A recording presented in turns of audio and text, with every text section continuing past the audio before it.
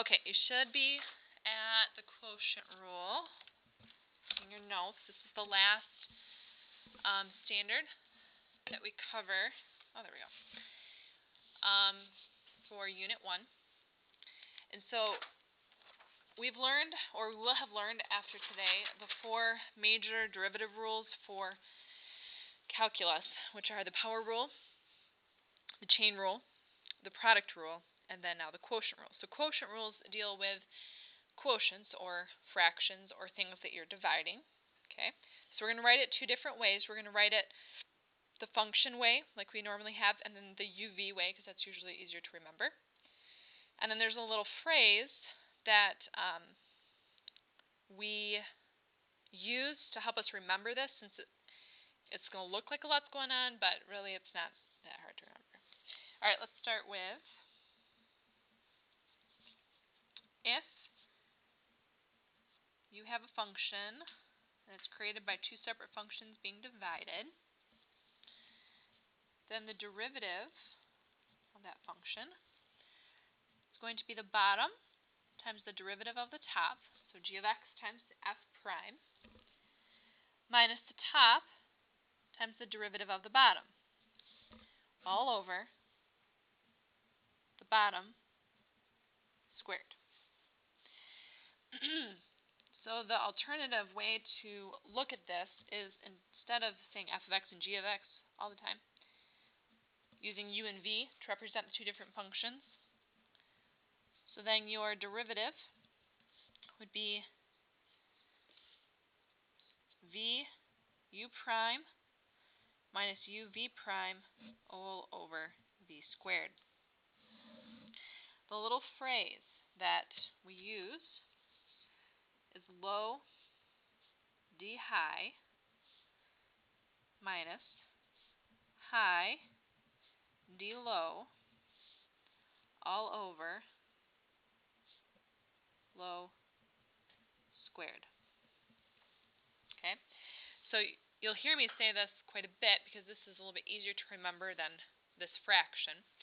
Low referring to the denominator, high referring to the numerator, d referring to derivative. So low times the derivative of the high minus high times the derivative of the low all over low squared.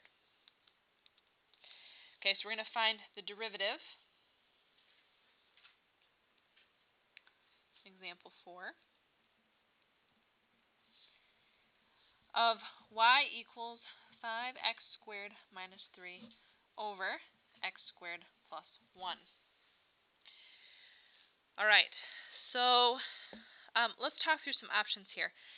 When I look at this and I'm looking to take the derivative of it, because it's a fraction, I'm thinking quotient rule. Now technically you could do the product rule if you were to put parentheses around this, make it to the first power, and flip it up to the top by making it that to the negative 1.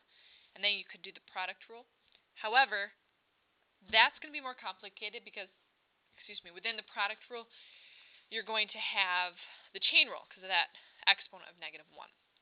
So even though there's a lot going on here with this quotient rule, using it does cut down on the work when it's appropriate. So like this is an appropriate time to use the quotient rule because we have a quotient or we have a fraction. Alright, so this guy on top is going to be my u, or my high function. And this guy on bottom is going to be my v, or my low function. Okay, and then we're going to take the derivative. Okay, so low d high. Low times the derivative of the top, which is 10x, minus high times the derivative of the bottom, which is 2x, all over low squared. Okay. Now, I do want us to try, in our notes at least, and in just our general practice, to simplify. So to simplify this one, I'm going to distribute the 10x through, and I'm going to distribute the 2x through there. When you do that, you get 10x cubed plus 10x minus 10x cubed. And then I have to be careful here because you have to distribute the negative and the 2x same time. So I get positive 6x all over low squared. Now we could FOIL that out, but actually with the quotient rule, a lot of times they leave it as this, just because if we have to do something with it, like find a horizontal tangent line or something like that, it's easier to deal with it in factored form. The reason we simplify the top is because here you have two factors multiplied together, and if those were the only two on top, we might leave it like that, but since you're subtracting, you want to try to get common terms together, so that's what we're doing here.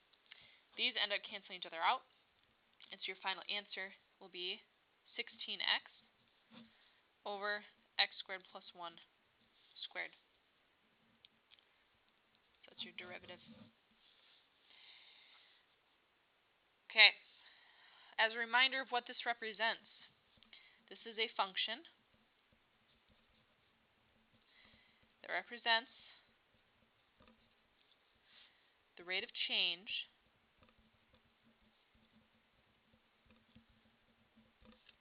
at any x value. And at any x value on the graph of that function. Okay, example 5. Find the derivative of g of x equals sine x cubed all over x squared. Okay, so here we go.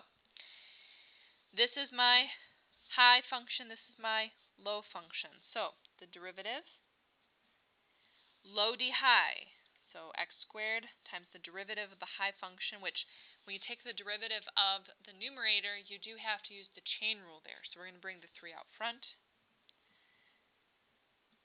Inside function doesn't change, and then you have to chain on the derivative of sine, which is cosine. Okay, so this entire thing is the derivative of your high. Then you're going to subtract high d low.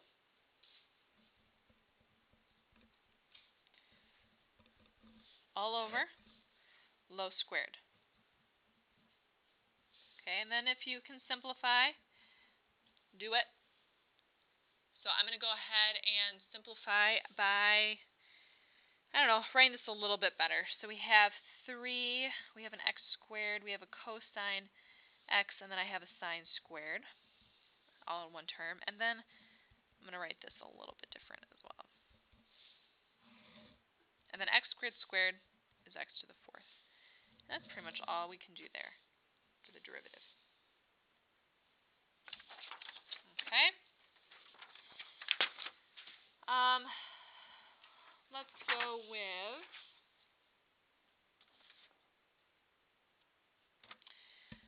let's do example 6. And then I'm going to keep example 7 for tomorrow, and we're going to go through it together tomorrow, because that gives us some other options. So for example 6, we're going to find an equation of the tangent line to the graph of f of x equals 3 minus 1 over x all over x plus 5 at the point 1, 1. Okay.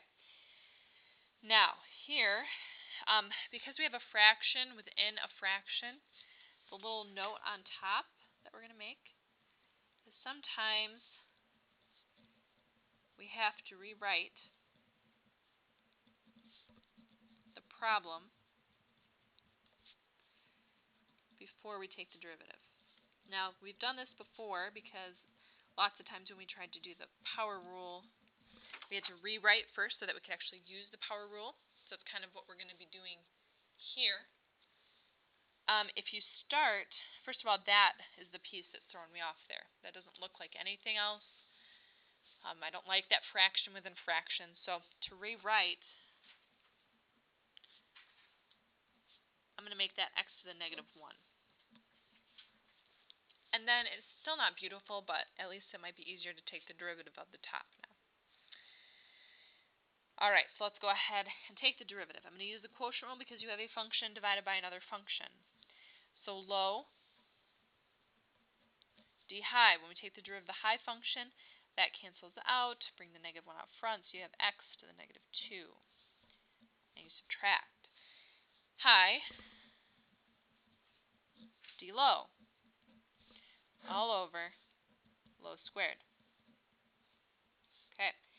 And then since my goal here is to write the equation the tangent line, the only reason I'm finding the derivative is so that I can plug in my point and get the slope of the tangent line. I'm not going to bother simplifying because that's not my goal here. My goal isn't to come up with a derivative function so I can use it for something else. My goal is to use it to find the slope of the tangent line. So at this point, I'm just going to plug in 1.